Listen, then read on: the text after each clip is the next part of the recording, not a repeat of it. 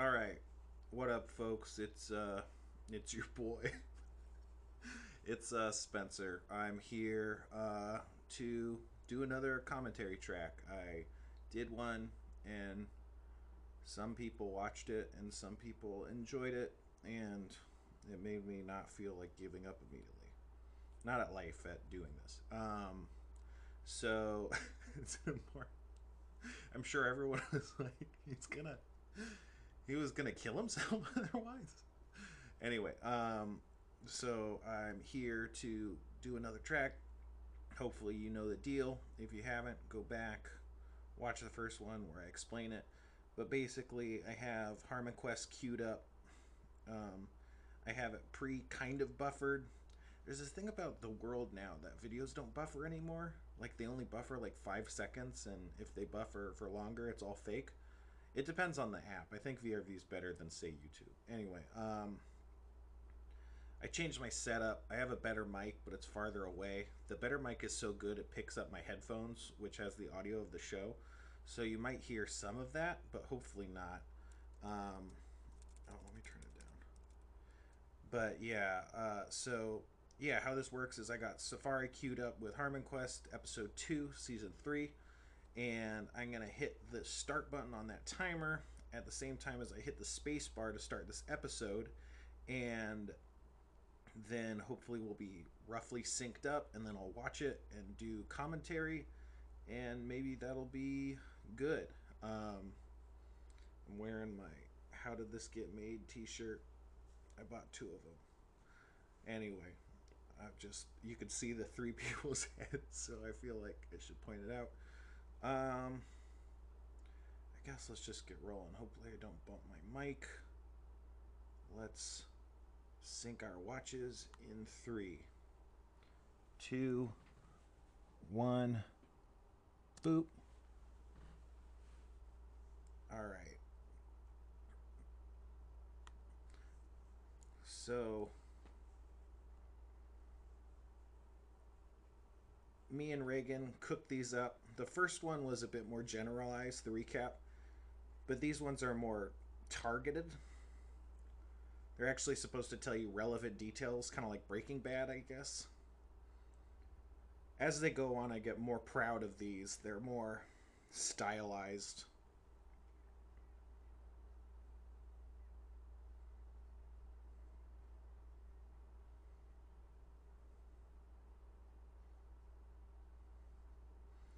This season's more saturated than last season's.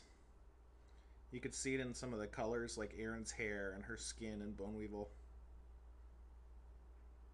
It's due to a complex series of output issues. You remember that dark episode of Game of Thrones? Apparently, that may have had something to do with these weird output issues where it just outputs on a darker wavelength than it looks. So when we were watching it in studio, it looked one way, but then on people's home computers, it looked completely different in monitors. So it's possible it actually looked better to them when they made the show, but because of an output issue, it looked like shit. So we had to deal with that same problem. We're basically Game of Thrones, which makes a lot of sense if you think about it. Well, I talked all over the recap, so hopefully it makes some sense. I mean, you shouldn't watch this first, right? You should you should watch this second. Watch the episode first.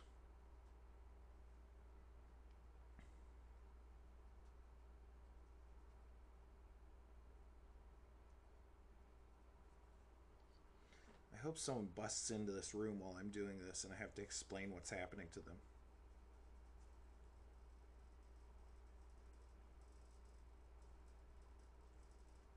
Dan's self-conscious about being famous.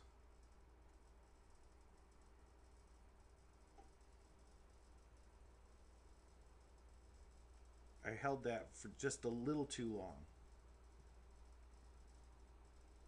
I think she says, I love you there. She's mouthing stuff.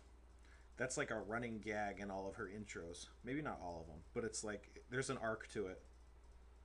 There's also an arc to these note card gags. Legal pad gags, rather. That's Kate Makuchi, as Dan is about to say.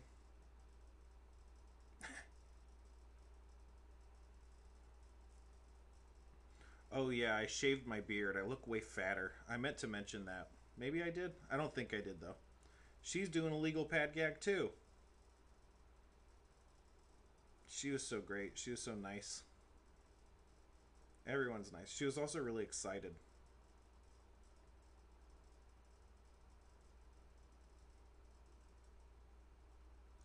This season, we sent episodes to people when we pitched them on the show to kind of show them what it was.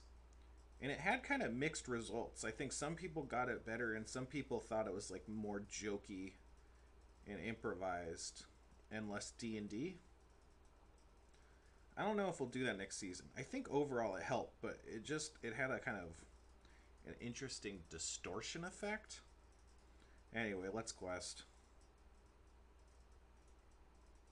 That guy loves it.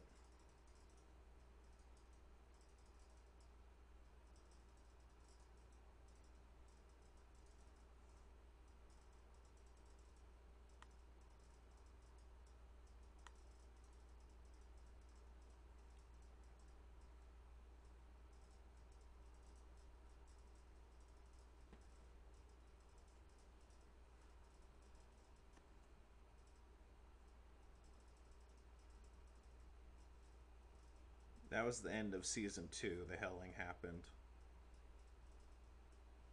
The Shattered Myriad is like it's frozen in time. I don't know. I don't know how good we depicted that. We had all these lines. They're supposed to be like pause lines or tracking lines on a VHS tape. I don't know how well it tracks. Weird sound effect. It's just a dude screaming. Um, we got the studio note that she didn't look as enough like a druid, which I think is a fair note. We didn't really make her look too much more like a druid. You see the tracking lines kind of vibrate a little bit in some of the frames. I don't know.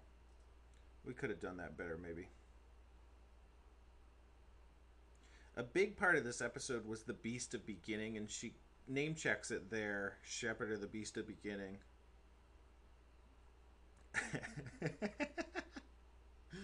So we give cues to the guests, and that intro that she read was one of her main cues. And like she's like, I don't, am I doing this right? Oh, that looked like a little audio glitch. Well, I can't pause it in real time. Maybe I'll do it afterwards. 550, if I can remember. I love Bone Weevil's acting in this. It's like a great gag as she's like super sexual. Um, anyway, this season we wanted it to be like the world is messed up, but we didn't want it to be like the last season where everything's just in hell or has become hell. So in the first episode, it was always obviously just kind of like broken and ruins. And this episode is the Shattered Myriad, where it's like dimensional complications, but it's not hell. It's just fucked up. There's frozen stuff and there's rifts. It's supposed to be like a non-held world that exploded. In the middle of exploding, the druids kind of froze it in place.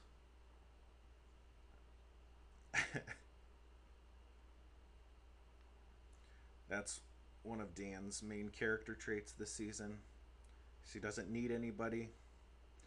This is one of my favorite parts, all this eye movement stuff. Like no one's making eye contact.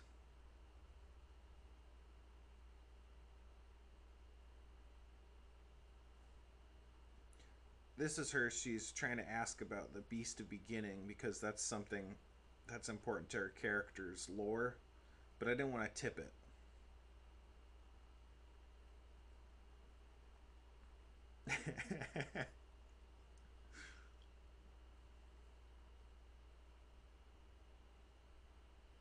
Since this episode had so much narrative pipe to lay, kind of setup, I thought that I should have a character that could help explain some of it. I don't know. This episode had to do a lot of heavy lifting. There's a character that gets introduced next episode that was supposed to be introduced this episode, but it kind of didn't work out. It threw everything into chaos.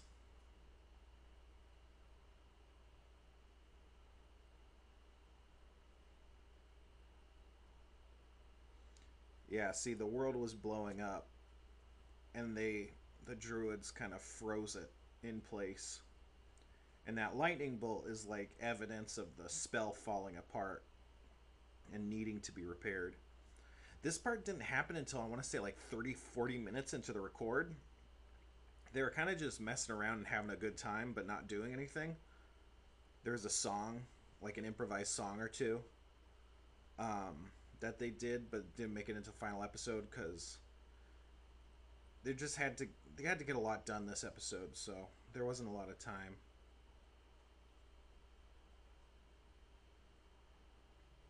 That's true, he does.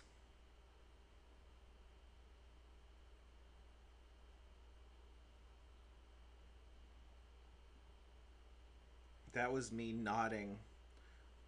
Like the live producer or whatever, one of his jobs was to hold up a card with the amount of time we had left. And when he does that, I like give him a nod or a look. And so when I was looking and nodding off screen, that was me doing that.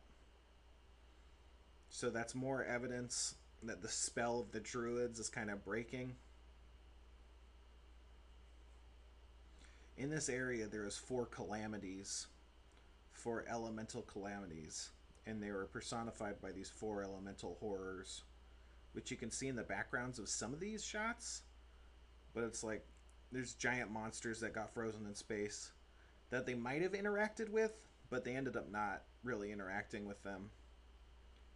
It's kind of inspired by the game Saga Frontier. Saga Frontier, there's this part where you gotta go to the Time Lord's realm, and the Time Lord has frozen everything, and he freezes all these giant monsters, and then you unfreeze time and come back, and then all the giant monsters are just these really hard fights that you get in that you didn't get in the first time because all the monsters were frozen in place. That's kind of the inspiration. There's another weird visual glitch. The last one was at 550. Anyway,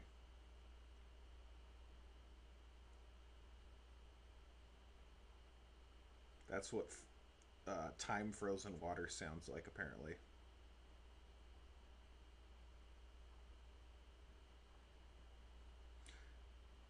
That's kind of inspired by what is it? This prismatic wall or the prismatic sphere. It's like a wall of force surrounding the druids, but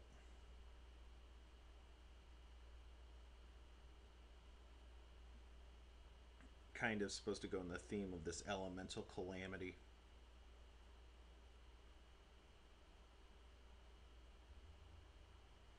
I guess druids technically can't shapeshift into walking sticks, right? I don't know. I think Dan was kind of drunk this episode. I don't know why he thought that would work. Maybe he's just trying stuff. But it's like, why would hitting magic with a chain do anything? He looks dead there. Fermi looks kind of dead.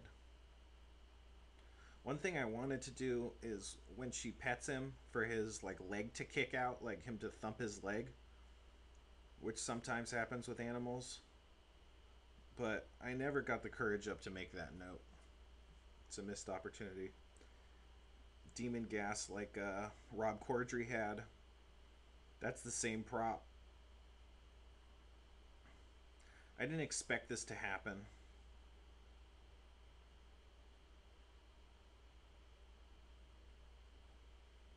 I was just rolling with it, but I didn't know how it would work.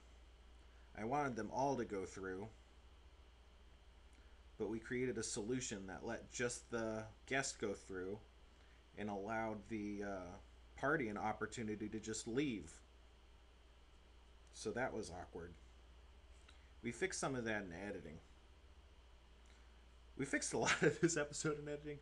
Like I said, there's that other part that happened 40 minutes in, but only happened like really early in this episode. I think that part happened after this part, actually. So that's some of the fun stuff. We can move around the events to make them make more narrative sense. So in the beginning, they were supposed to be chased by monsters, and that was supposed to be kind of like a ticking clock to compel their progress. But because things were all funky, I didn't do that, and it kind of ruined any sense of urgency for the episode. So I tried to bring in the monsters later to kind of fold in the necessity of having the party help out.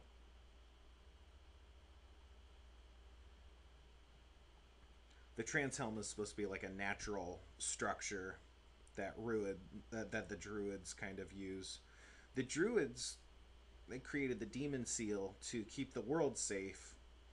There used to just be a hole that connected to hell, and the druids sealed it over in Earthscar Village. And those same druids kind of use the trans helm, and there's different trans helms all over the world. They connect the ley lines and create this magical network of protective energy that keeps the world safe. I think I mentioned that earlier. Well, Fermi mentioned it. Anyway. Yeah, so now the monsters come through. I wonder how audible I am. I guess I'm okay. I can hear myself okay. This is Dan trying to solve the problem with the chain. This one even makes less sense. Like he'll pull the hole inside out or something? Man, my arms look skinny, huh? I've gained so much weight. It sucks. I gained back like almost all the weight. This is Erin. Erin's great this season. She's really trying to do stuff. Man, I'm fat. I gained back almost all the weight that I lost for this shooting. It wasn't for this shooting, but that's my kind of my lightest. So this was the intended solution for this quote-unquote puzzle. Elemental calamities, elemental wall. These are crystallized elemental energy. And the idea is like, you know, the fire counteracts the ice and the ice counteracts the fire and everything. So when you throw the frozen elemental energy, and that's why it burns her skin, because it's rippling with power, it creates a chain reaction, all the elements counteracting the opposite elements, and blows a big hole in the wall.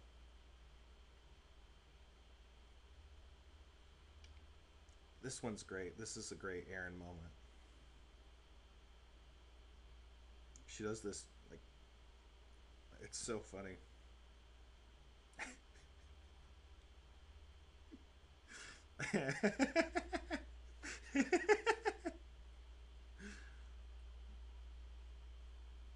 Oh.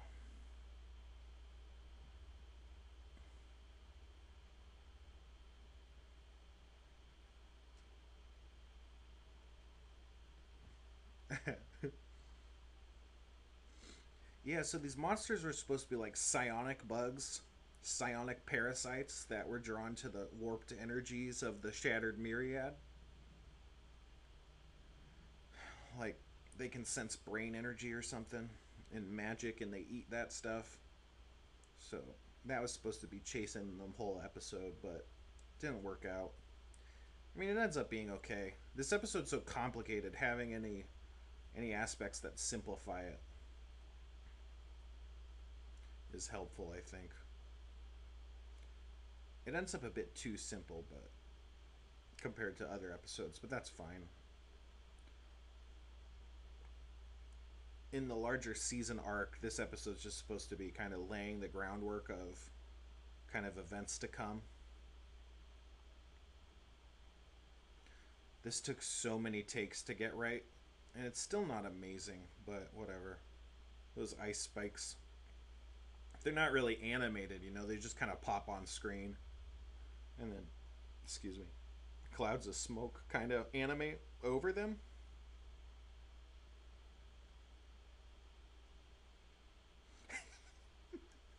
When Bjorn steps in like that with her, it's so good.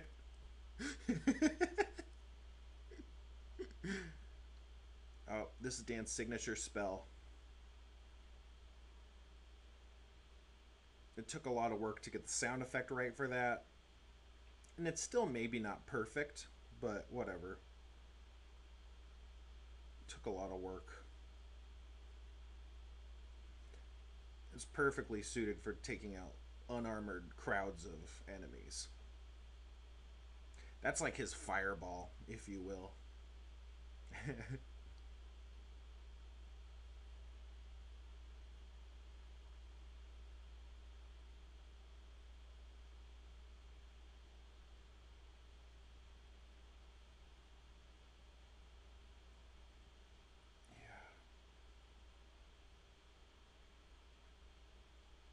The saturation was a big swing. Sometimes I feel like we messed up. It was my idea, so it's like no one else's fault, but whatever.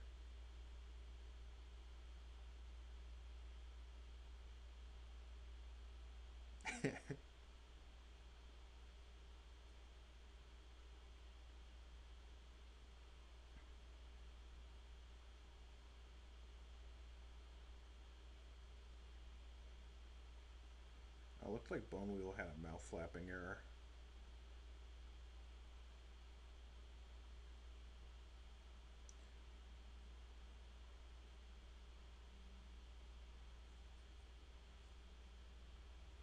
There's a door back there. Are there any other doors? Yeah, door.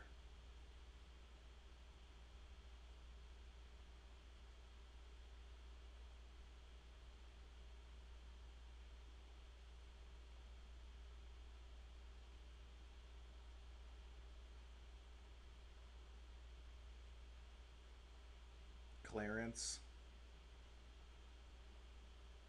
the nature spirit from season one, Beast of Beginning. So Clarence is, he's from season one, and the Doors to Fours, that's a door. The Shattered Myriad is supposed to be the Doors to Fours that like just exploded. It didn't really come through in all the backgrounds, um, just because that like I said that very early, and then I forgot about it until way late, and so there wasn't a lot of time to kind of rejigger any of the backgrounds. But some of the trees are supposed to be broken open and then like blasting out magic into the sky. That was kind of like an initial conceptual idea I had for this area to kind of link the doors to fours. Anyway,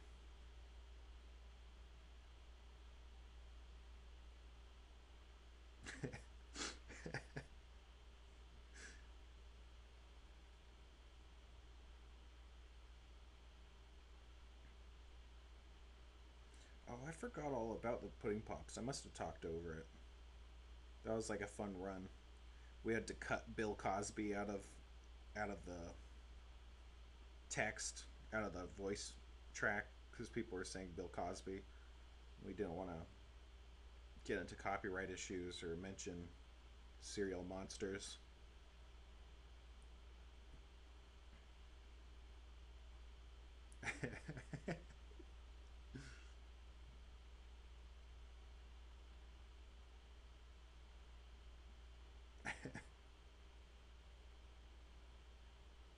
Why would she want one of the bones?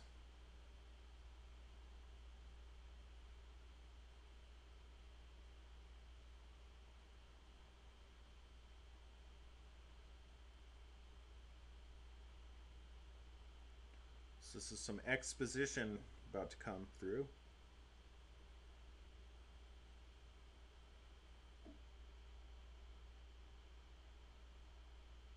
She can get online. The the druids created the beast of beginning. It's made out of hope, the pure hopes and dreams of the innocent. And that energy of hope, it manifests as a way to change the timeline so that there's always hope. Because hope, it forges new solutions and new realities. Hope is kind of the force of change in the world. So that's why that's kind of the link. The beast of beginning is an ivory key. It used to be in the demon realm, but the demon realm crossed over into Earth. The reason it was in the demon realm is because since it's made out of pure hope, like demons can't see it or understand it, let alone use it, because their hearts aren't pure.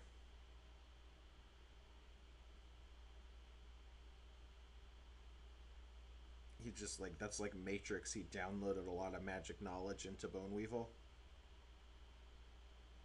So yeah, the MacGuffin this season is the Beast of the Beginning. Um, well, it certainly comes up for a bit, and then that's like, how do we undo the damage? Here's how we undo it.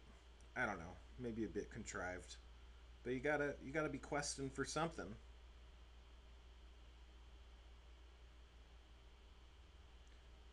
I don't know if we saw it, but the pudding pops just kind of fall from the ceiling. I probably missed it. That was something we added in pretty late as kind of a joke to show like where the pudding pops came from.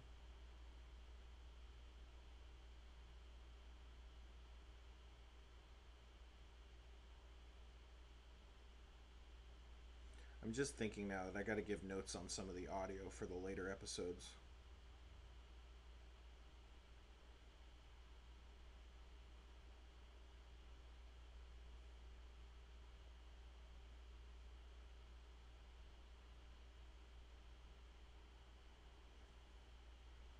So yeah, that's the show. Dan looked very nonplussed. The fake definition of nonplussed, not the real definition, which means like utterly bewildered. Very not impressed. After this episode, I felt so bad, like we really failed. The network came in and was like, "What are we gonna do?" And I was like, "I'll fix it, and we'll fix it in editing."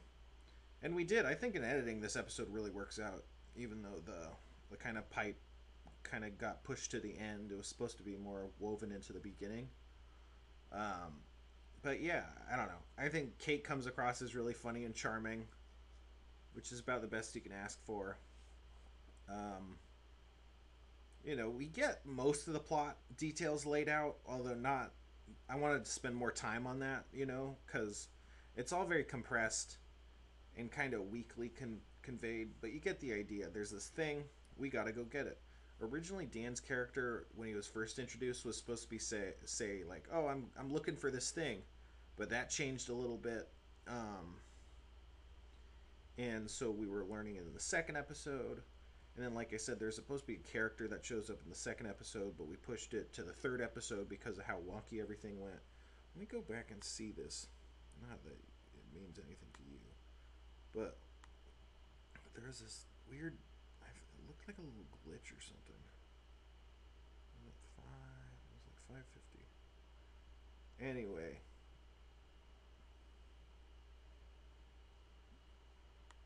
oh, maybe it was just Bone Weevil's bow.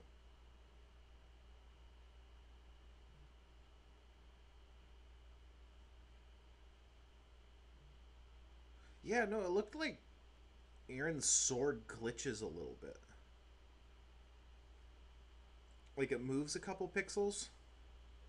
Anyway, okay, so thanks for checking it out. Um, Again, maybe someday I'll live stream this. That could be fun, but I already have enough shit to say anyway, huh? What else? Any last things? No, I guess not. Can't wait for episode 3. Oh boy. Thanks for watching. Follow me on Twitter. I mean, don't follow. I don't have too many follows on Twitter, but I'm at the point where I'm just getting pissed anytime anyone interacts with me on the internet. Maybe I should just quit the internet, huh? Whatever. Worry about that another time. All right. Check me out. Saying bye.